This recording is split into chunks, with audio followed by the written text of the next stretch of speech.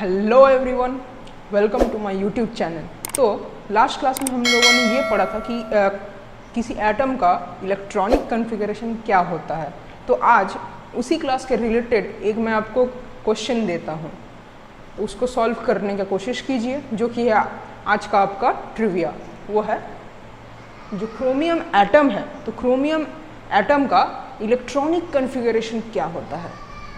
उसके लिए आपके ये चार ऑप्शन है: argon 3d4 4s2, argon 3d5 4s1, argon 3d6 4s0 या argon 3d3 4s3। Try to solve it, और यदि आपको इसका आंसर जानना है with proper reason then watch till the end. तो आज का टॉपिक स्टार्ट करने से पहले मैं आप लोगों को कुछ और बेसिक इन्फॉर्मेशन देना चाहता हूँ। तो सबसे पहले तो आप ये देखिए कि ये आपको क्या दिख रहा है, एटम है। ये क्या है, एटम का एक रिप्रेजेंटेशन है। उसमें से इस पार्ट को हम लोग क्या बोलते हैं, इसको हम लोग बोलेंगे न्यूक्लियस। क्या बोलेंगे हम लोग इसको? न्यूक्लियस। और क्यों? क्योंकि ये पॉजिटिवली चार्ज्ड है। अच्छा, और ये जो आपको कुछ डॉट्स दिख रहे हैं, इन डॉट्स को हम लोग क्या बोलते हैं? इन डॉट्स को बोला जाता है इलेक्ट्रॉन्स। क्या बोलते हैं हम लोग इसको? इलेक्ट्रॉन्स। अच्छा, एक और चीज़ याद रखिए, दो और टर्म्स है जो आपको ध्यान रखना चाहिए। एक है आपका कर्नल, एक क्या है आपका कर्नल, और एक है आपका वैलेंस शेल। Valence shell. तो देखिए वैलेंस शेल क्या होता है, जो आपका जो आउटर मोस्ट शेल है ना, जिसमें इलेक्ट्रॉन्स प्रेजेंट है, जो आउटर मोस्ट शेल है जिसमें इलेक्ट्रॉन्स प्रेजेंट है, उसी को हम लोग क्या बोलते हैं? वैलेंस शेल बोलते हैं। और इसको छोड़ के बाकी का जो भी आपका पोर्शन है, वैलेंस शेल के अंदर जो भी आपका पोर्शन है, उसको हम लोग क्या बोलते हैं? कर्नल। क्या बोलते हैं हम लोग उसको? कर्नल। तो कर्नल कौन सा पार्ट हुआ इसमें? ये वाला। ये क्या हुआ आपका? कर्नल। इस पूरे को हम लोग बोलते हैं कर्नल। यदि आप लोग एक चीज़ देखेंगे ध्यान से, तो ये जो हम लोग बनाए हैं, तो ये किस एटम का रिप्रेजेंटेशन है? ये है आपका सोडियम एटम का रिप्रेजेंटेशन, Na का एटॉमिक नंबर क्या होता है? 11। 11 को हम लोग कैसे लिखेंगे? 1s2, 2s2, 2p6, 3s1। अब देखिए, तो इससे ये कैसे मैच कर रहा है? देखिए ये जो है आपका, ये है आपका पहला शेल। तो पहले शेल में कितने इलेक्ट्रॉन्स है? 1 2, तो 2 इलेक्ट्रॉन्स हो गए। फिर ये है आपका दूसरा शेल, ये दूसरा शेल है। दूसरे शेल में कितने इलेक्ट्रॉन्स होंगे? 2 + 6 होंगे, 8 इलेक्ट्रॉन्स। अब देखिए इसमें 8 इलेक्ट्रॉन्स हैं। और जो आउटर मोस्ट शेल है, जो कि है आपका वैलेंस शेल, वैलेंस शेल में कितने इलेक्ट्रॉन्स हैं? 1 इलेक्ट्रॉन्स। कितने हैं? 1 इलेक्ट्रॉन। देखिए इसके बाद जो हम लोग को ये समझना है कि मतलब जो दो एटम है सपोज, तो दो एटम बॉन्ड क्यों बनाते हैं? यदि मतलब कि दो एटम्स हाथ में आते हैं तो उसमें बॉन्ड का क्यों फॉर्मेशन होता है, इसके लिए क्या अप्रोच था, वो हम लोग को समझना है। तो बॉन्ड फॉर्मेशन के लिए जो हम लोग पहला चीज़ सीखने वाले हैं वो है कॉसल-लुईस अप्रोच। तो देखिए इन लोगों ने सबसे पहले ये बताया था कि दो एटम्स के बीच में एक बॉन्ड क्यों फॉर्म होता है, क्या वो टेंडेंसी है कि कोई एटम अपना बॉन्ड बनाए। क्यों एटम बॉन्ड बनाना चाहेगा? ज़बरदस्ती थोड़ी ना कोई कर रहा है एटम को कि तुम भी आओ और बॉन्ड बनाओ।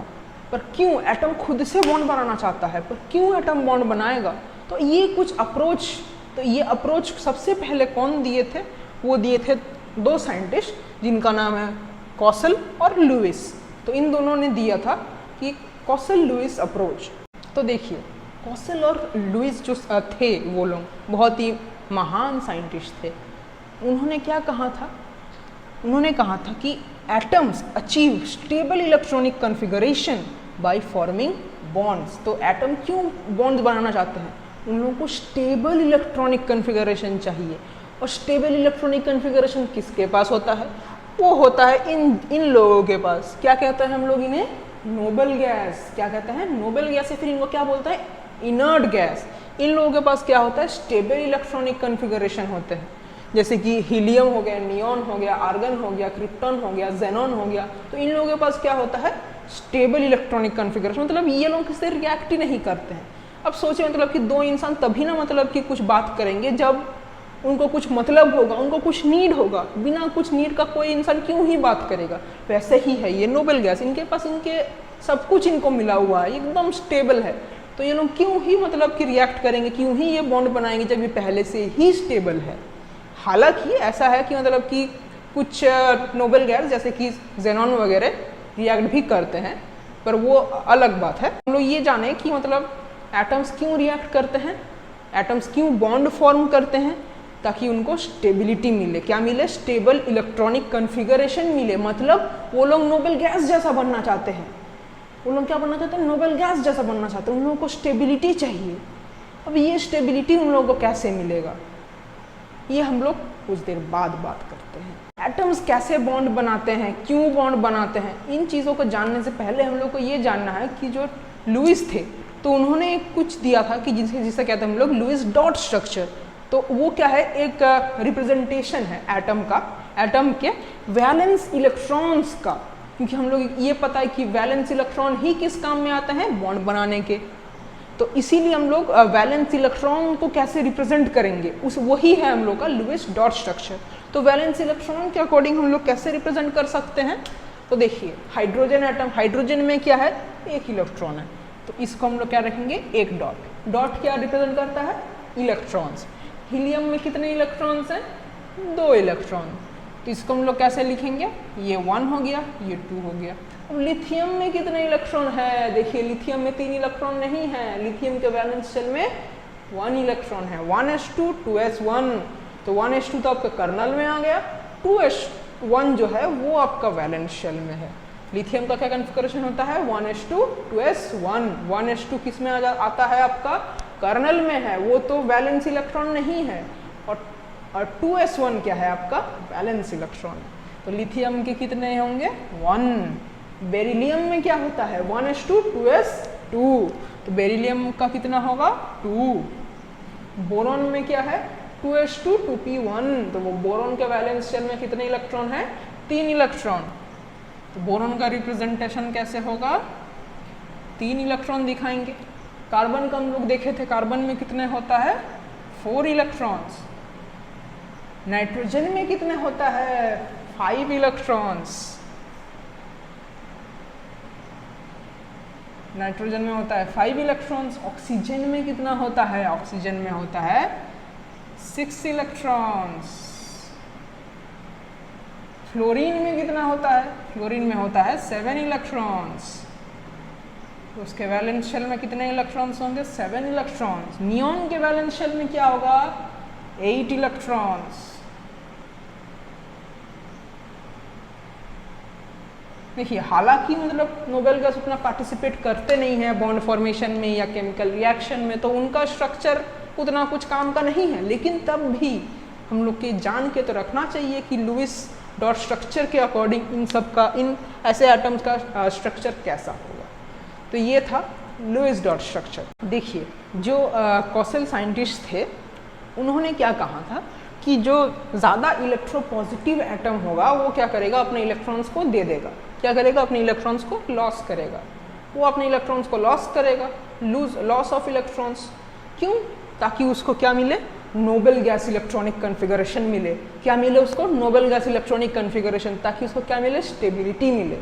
उसी तरह से जो मोस्ट इलेक्ट्रोनेगेटिव एटम है वो क्या करेगा? इलेक्ट्रॉन को गेन करेगा। वो क्यों गेन करेगा? ताकि इसको क्या मिले? नोबेल गैस इलेक्ट्रॉनिक कॉन्फ़िगरेशन मिले। ताकि उसको क्या मिले? Noble gas electronic configuration. उससे क्या होगा? उससे उसको स्टेबिलिटी मिलेगा। अब देखिए इसको एक एग्जांपल से समझते हैं। सपोज कीजिए हम लोग के पास है एटम नोबेल गैस, वो है हम लोग के पास नियॉन। नियॉन का एटॉमिक नियॉन के नंबर ऑफ इलेक्ट्रॉन्स कितने होंगे? 10। मतलब नियॉन का एटॉमिक नंबर है 10, तो उसका नंबर ऑफ इलेक्ट्रॉन्स कितने होंगे ग्राउंड स्टेट में? 10। एक है हम लोग के पास इलेक्ट्रोपॉजिटिव एटम, वो क्या है हम लोग के पास? सोडियम। सोडियम का इलेक्ट्रॉन नंबर ऑफ इलेक्ट्रॉन्स क्या है? 11। एक है हम लोगों के पास इलेक्ट्रोनेगेटिव एटम, जो है हम लोग के पास सपोज कीजिए फ्लोरीन। फ्लोरीन का एटम नंबर ऑफ इलेक्ट्रॉन्स क्या है? 9। फ्लोरीन का एटॉमिक नंबर है 9। अब देखिए हम लोग इसे एक एग्जाम्पल से समझते हैं। सपोज कीजिए हम लोग के पास है नियॉन, नियॉन क्या है हम लोग के पास, नोबल गैस। नोबल गैस का एटॉमिक नंबर क्या है 10, तो उसके नंबर ऑफ इलेक्ट्रॉन्स क्या होंगे 10। इसका मतलब क्या है 10 इलेक्ट्रॉन्स होंगे, तो वो स्टेबल इलेक्ट्रॉनिक कॉन्फ़िगरेशन है। एक हम लोग के पास इलेक्ट्रोपॉजिटिव एटम जो है सोडियम, सोडियम का नंबर ऑफ इलेक्ट्रॉन्स है 11। एक हम लोग के पास इलेक्ट्रॉन नेगेटिव एटम जो है फ्लोरीन, फ्लोरीन का एटॉमिक नंबर क्या है 9, तो उसका नंबर ऑफ इलेक्ट्रॉन्स क्या होंगे 9। अब देखिए तो इसमें क्या बोला है, electropositive atom will lose electron to get noble gas configuration. तो ये क्या करेगा, सोडियम एक इलेक्ट्रॉन को ये लूज कर जाएगा, ये क्या करेगा एक इलेक्ट्रॉन लूज कर जाएगा, लूज कर जाएगा तो इसमें क्या बचेगा सोडियम प्लस, पहले इसमें कितने इलेक्ट्रॉन थे 11, अब कितने इलेक्ट्रॉन है 10। और ये क्या बोला है मोस्ट इलेक्ट्रोनेगेटिव एटम क्या करेगा, गेन करेगा इलेक्ट्रॉन को, तो ये क्या करेगा इलेक्ट्रॉन को गेन करेगा, गेन करने के बाद क्या बन जाएगा F माइनस, इसमें कितने इलेक्ट्रॉन्स होंगे 10। अब देखिए हमने क्या बोला था नियॉन है, नियॉन क्या है नोबल गैस, नोबल गैस क्या है स्टेबल इलेक्ट्रॉनिक कॉन्फ़िगरेशन। तो कोई भी एटम क्या चाहता है कि वो स्टेबल इलेक्ट्रॉनिक कॉन्फ़िगरेशन बनाए, तो देखिए सोडियम ने क्या किया एक इलेक्ट्रॉन को लॉस किया, एक इलेक्ट्रॉन को लूज किया, उसके पास कितने बच्चे इलेक्ट्रॉन 10 जो कि है नोबल गैस के इलेक्ट्रॉनिक कॉन्फ़िगरेशन जैसा, तो ये क्या हुआ स्टेबल। फ्लोरीन क्या है उसने क्या किया एक इलेक्ट्रॉन को गेन किया, फिर उसके इलेक्ट्रॉन कितने हो गए 10, वो भी क्या है नोबल गैस इलेक्ट्रॉनिक कॉन्फ़िगरेशन, तो ये भी क्या हो गया स्टेबल हो गया। उसी तरीके से देखिए अब इलेक्ट्रो नेगेटिव एटम्स में देखिए, तो फ्लोरीन क्या करेगा, फ्लोरीन के पास 9 इलेक्ट्रॉन है, वो किसके तरफ जाना चाहेगा, वो बनना चाहेगा नियॉन जिसके पास है 10 इलेक्ट्रॉन। और क्लोरीन क्या करेगा, क्लोरीन के पास है 17 इलेक्ट्रॉन्स, उसका नियरेस्ट नोबल गैस क्या है आर्गन, आर्गन के पास है 18 इलेक्ट्रॉन, तो क्लोरीन किसके जैसा बनना चाहेगा आर्गन के जैसा, फ्लोरीन किसके जैसा बनना चाहेगा नियॉन के जैसा। इनके लिए इनको क्या करना पड़ेगा एक एक इलेक्ट्रॉन गेन करना पड़ेगा, एक एक इलेक्ट्रॉन को अपने अंदर लेना पड़ेगा। उसी तरीके से देखिए सोडियम क्या करेगा किसके जैसा बनना चाहेगा नियॉन, उसका एटॉमिक नंबर क्या है 11, नियॉन का है 10। उसी तरह से देखिए पोटेशियम, पोटेशियम का इलेक्ट्रॉनिक कॉन्फ़िगरेशन क्या है 19, number of atoms 19, nearest noble gas क्या है आर्गन, उसका है 18। तो पोटेशियम किसके जैसा बनना चाहेगा इलेक्ट्रॉन के जैसा, उसके लिए क्या करना पड़ेगा उसको एक इलेक्ट्रॉन उसको माइनस करना पड़ेगा, माइनस एक इलेक्ट्रॉन उसको रिलीज करना पड़ेगा, एक इलेक्ट्रॉन उसको लॉस करना पड़ेगा।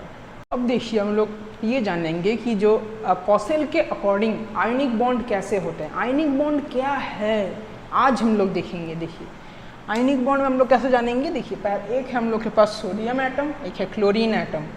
अब सोडियम एटम के पास क्या है 11 इलेक्ट्रॉन, उसके वो क्या चाहेगा अपना स्टेबिलिटी गेन करना चाहेगा, उसके लिए उसको क्या करना पड़ेगा एक इलेक्ट्रॉन को हटा देना पड़ेगा, एक इलेक्ट्रॉन को लॉस करना पड़ेगा। और दूसरी तरफ क्या है क्लोरीन, क्लोरीन के पास है 7 इलेक्ट्रॉन्स, वो क्या करेगा अपने तरफ एक और इलेक्ट्रॉन लेना चाहेगा ताकि उसका एटॉमिक नंबर हो जाए 18 जो कि है आर्गन का, जो कि है स्टेबल इलेक्ट्रॉनिक कॉन्फ़िगरेशन। तो सोडियम को देना है एक इलेक्ट्रॉन, क्लोरीन को लेना है एक इलेक्ट्रॉन, तो इसीलिए क्या होगा इन दोनों के बीच में समझौता होगा। तो ये सोडियम क्या बोलेगा कि क्लोरीन तुम मेरा ये एटम ले लो, तो इससे तुमको भी फायदा है मुझे भी फायदा है।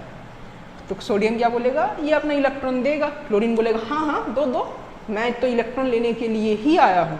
तो क्या होगा ये जो इलेक्ट्रॉन था अब वो जाके क्लोरीन के पास आ गया, तो क्लोरीन का भी क्या हो गया नोबेल गैस कॉन्फ़िगरेशन हो गया, सोडियम का भी क्या हो गया नोबेल गैस कॉन्फ़िगरेशन हो गया, तो दोनों खुश।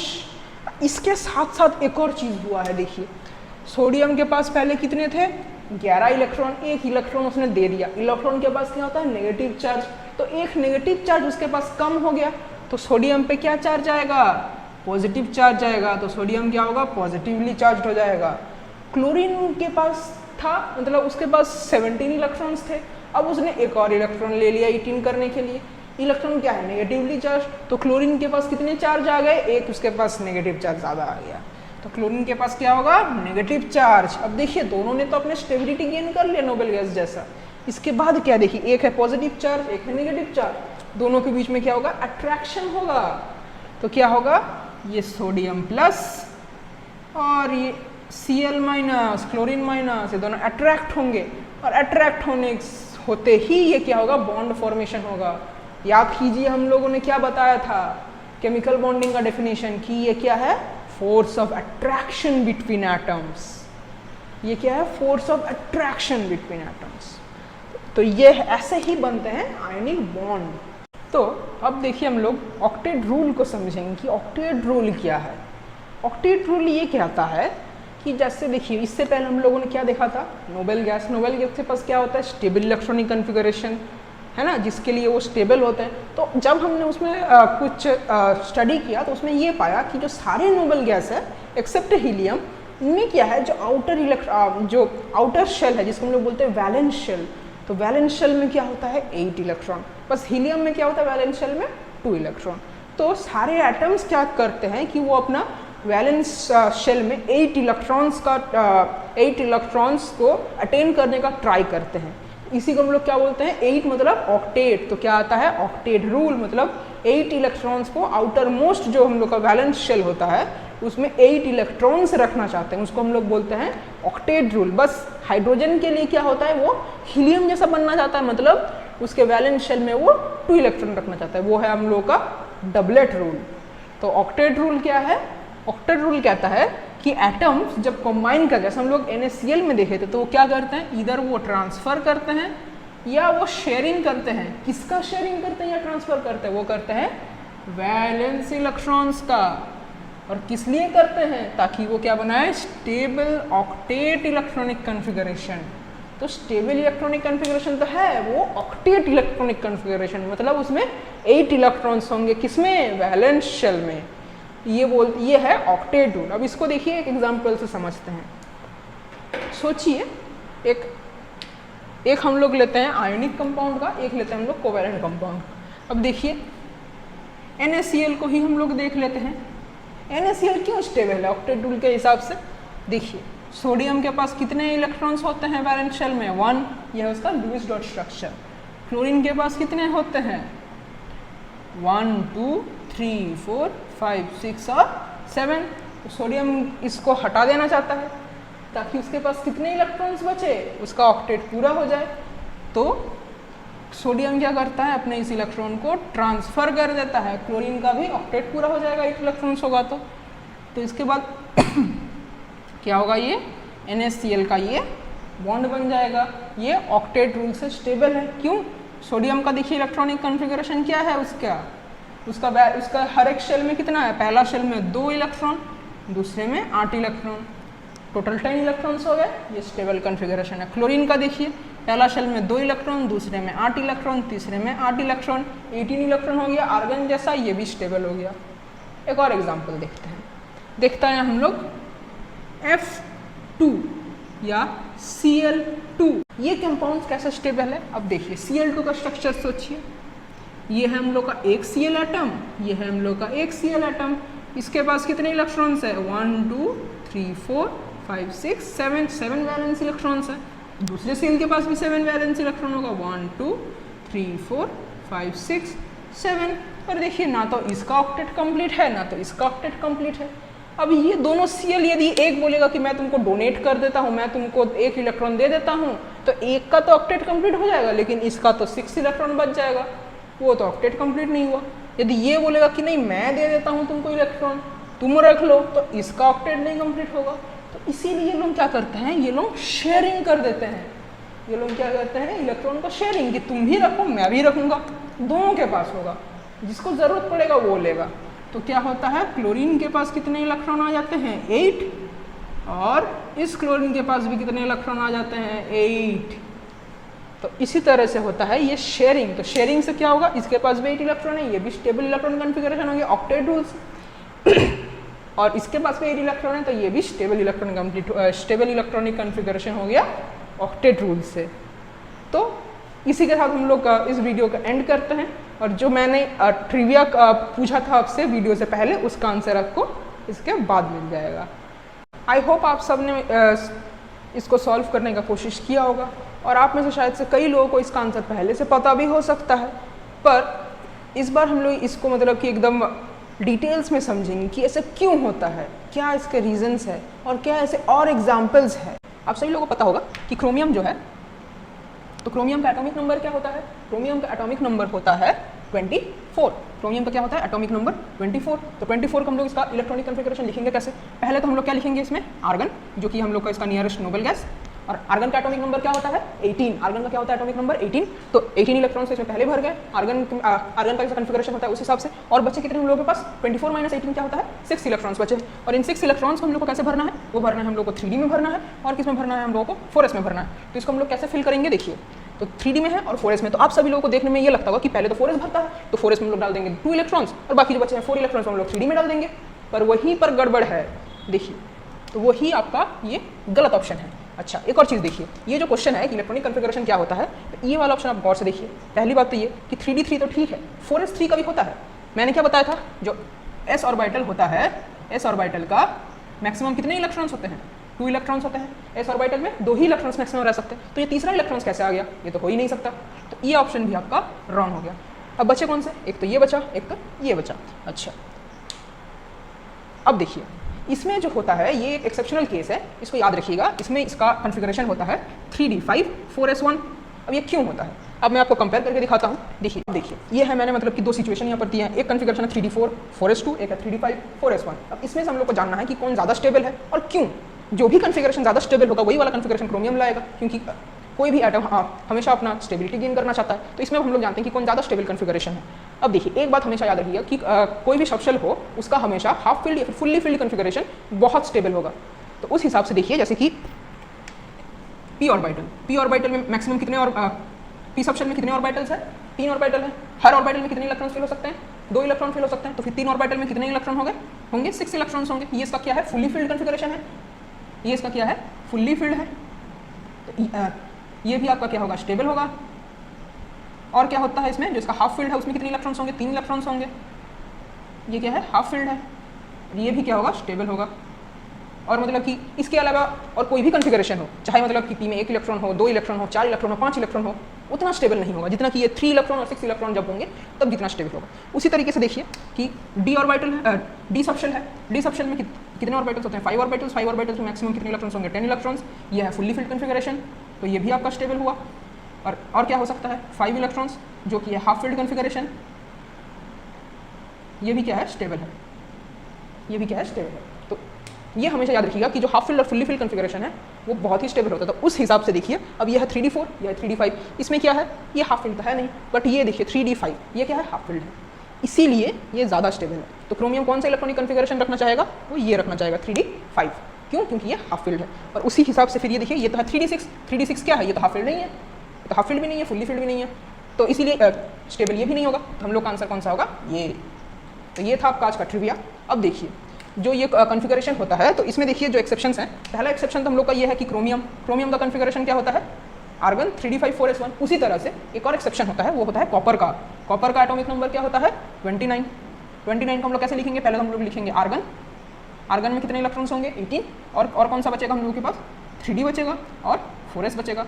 3D में हम लोग को कितना फिल करना है? 4s में कितना फिल करना है? अब कोई भी सोचेगा कि हम लोग 4s में कितने इलेक्ट्रॉन डालेंगे? 18 है और हम लोग को 11 इलेक्ट्रॉन्स डालने हैं, तो s में हम लोग डाल देंगे 2 इलेक्ट्रॉन्स, बचे 9 इलेक्ट्रॉन्स जो हम लोग d में डाल देंगे। लेकिन वो गलत है, ये भी एक्सेप्शन के केस में आता है।